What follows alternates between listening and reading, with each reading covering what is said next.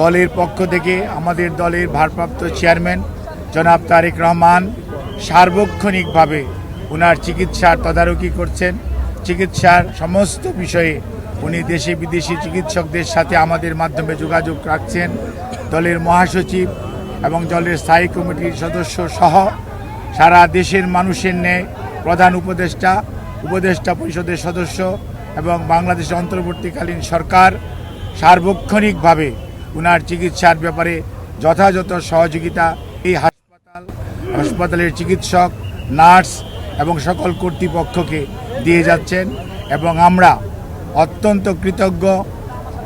আমাদের বন্ধুপ্রতিম দেশ যারা অর্থাৎ আমেরিকা বলেন, ইউকে বলেন, পিপলস রিপাবলিক অফ চায়না বলেন, কাতার বলেন, আর সৌদি আরবিয়া বলেন, পাকিস্তান বলেন, ইন্ডিয়া বলেন, আমাদের অনেক সরকার এবং রাষ্ট্রপ্রধান এই চিকিৎসার ব্যাপারে তাদের সহযোগিতার হাত বাড়িয়ে দিয়েছেন।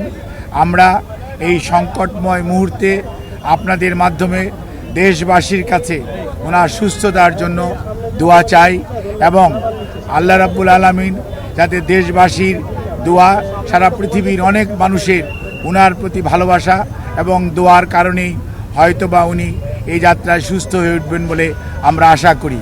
সেই জন্যই আমরা আপনাদের মাধ্যমে সবাইকে সর্বোচ্চ সংযম প্রদর্শন এবং সেই সাথে কোনো ধরনের গুজব ছড়ানো এবং গুজবে কান না দেওয়ার জন্য বিনীতভাবে পরিবারের পক্ষ থেকে, দলের পক্ষ থেকে আপনাদেরকে আমরা অনুরোধ করছি।